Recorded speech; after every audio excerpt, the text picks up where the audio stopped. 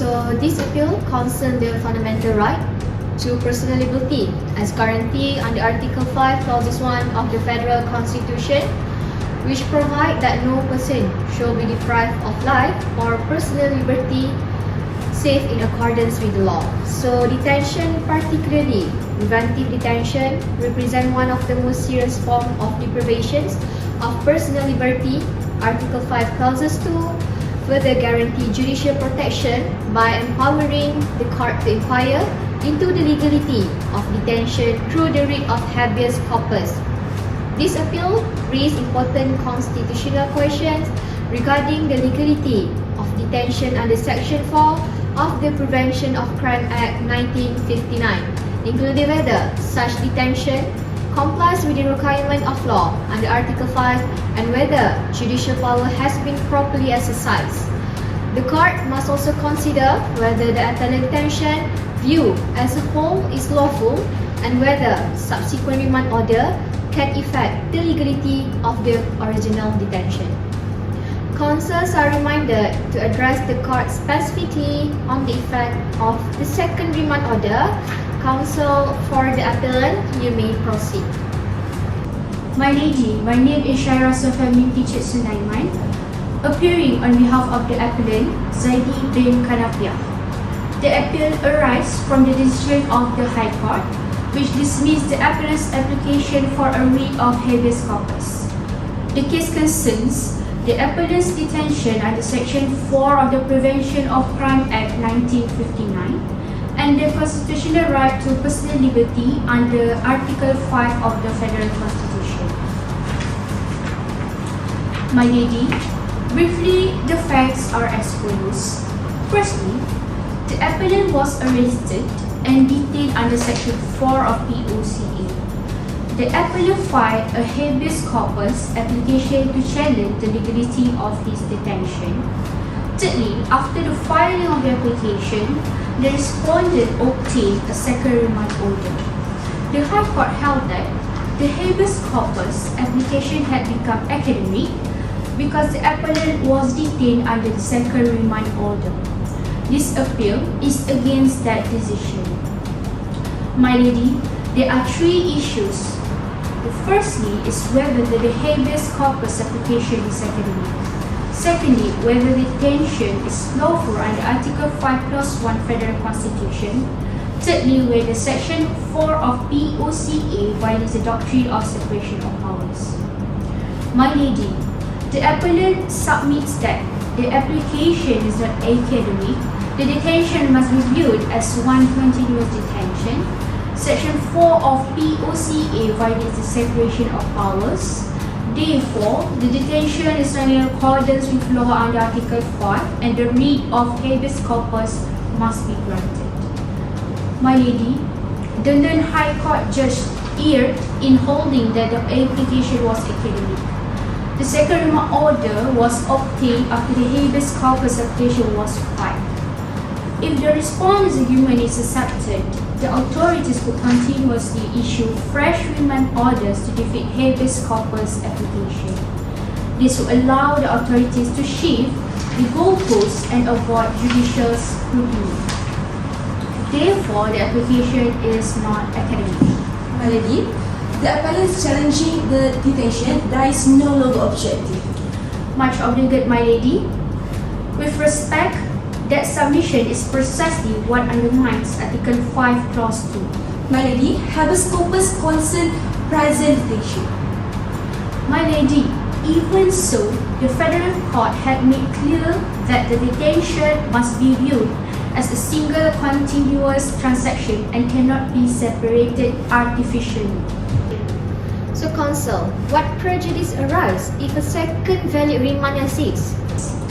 My lady, the prejudice is that the authorities may avoid judicial scrutiny by repeatedly issuing new remand orders. My lady, the appellant submits that the detention must be viewed as one continuous transaction. The authorities cannot cure an unlawful detention by subsequently obtaining a fresh remand order. If this is allowed, the constitutional right to habeas corpus under Article 5 Clause 2 Federal Constitution would be rendered meaningless. My lady, with respect, this is an overstatement. Much obliged, my lady. It's not an overstatement. If subsequent detention can cure earlier illegality, then any unlawful arrest can always be regularized later. Counsel, so are you suggesting strict liability on the authorities?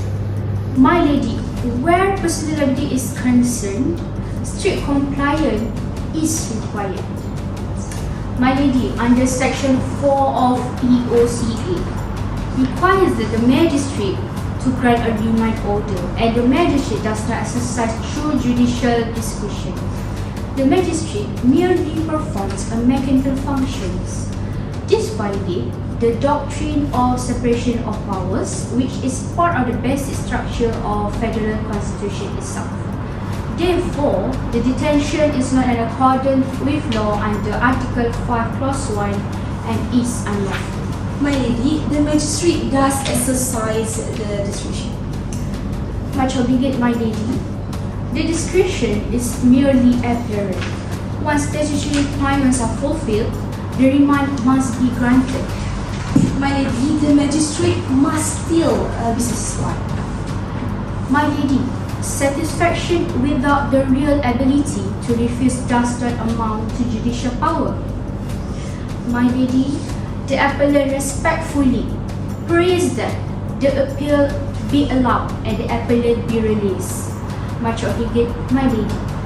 Counsel, are you saying that the second remand order is invalid? Much obliged, my lady. We submit that even if the second remand order appears valid on its face, it cannot cure the illegality of the earlier detention because the detention must be viewed as one continuous transaction. My lady, the second remand is independently valid. My lady, validity in isolation is insufficient when the detention is continuous. So if the magistrate issue a remand order, why do you say there is no judicial discretion?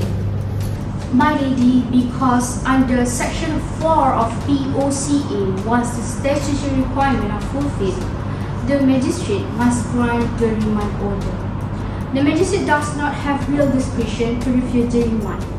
Therefore, the magistrate is performing a mechanical function rather than a judicial function. My lady, this is a mischaracterization.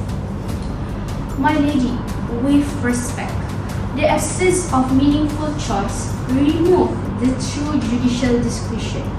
So counsel, what do you mean by not in accordance with the law under Article 5? My lady, law in Article 5 does not merely mean any law passed by the Parliament. It must be a law that is fair, just and constitutional. A law that violates the separation of powers cannot be considered law within the meaning of Article 5. So what is your main argument in one sentence? Much obliged, my lady. Our main submission is that the authorities cannot cure an unlawful detention by issuing a second remand order. And since Section 4 of POCA violates the separation of powers, the detention is not in accordance with law and therefore unlawful.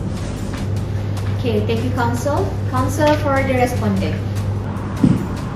Much obliged, my lady. My lady, my name is Farida. I appeal for the respondent.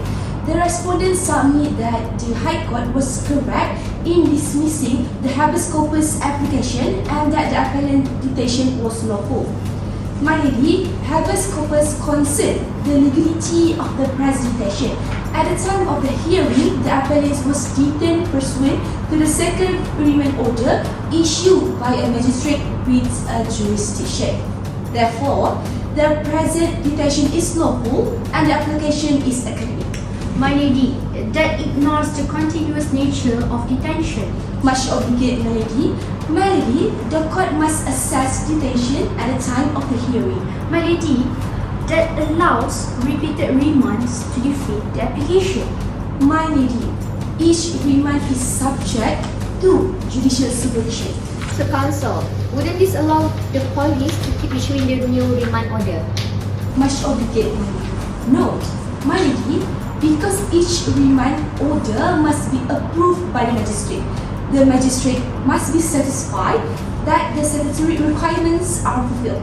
Therefore, there is a judicial supervision. My lady, Article 5 stated that the personal liability must be dealt with in accordance with the law. Section 4 of the POCA is a valid law enacted by the Parliament, and the procedure under the law was followed. Therefore, the detention is lawful. My lady, law must be constitutional, not merely enacted. Much obligate, my lady. My lady, POCA is a valid law that is passed by the Parliament. My lady, validity cannot override constitutional safeguards. My lady, the procedure has been complied with which satisfied with the Article 5. My lady, the magistrate does exercise judicial discretion. The magistrate must consider whether further detention is necessary before granting the remand order. Therefore, the magistrate is not acting mechanically. My lady, there is no real discretion to refuse. My lady, the magistrate's satisfaction itself reflects judicial evaluation. My lady, evaluation without power to reject is not a true discretion. My lady, with respect, this is incorrect. So Council, are you saying that even if the first detention was unlawful, the second remand order can cure the illegality? Much obligate, my lady. Yes, my lady. Habeas corpus looks at the legality of detention at the times of hearing. Since the appellant is currently detained under a valid remand order issued by the magistrate, the present detention is lawful. My lady, that would defeat Article 5 Clause 2 Federal Constitution. My lady, the present detention remains lawful. My lady, the respondent respectfully pray that the appeal be dismissed. Much obligate, my lady. Okay, so this court has considered the submission of both parties. This court finds that the habeas corpus application is not academic. The detention must be viewed as one of continuous detention, and the authorities cannot cure an earlier illegality by obtaining a subsequent remand order.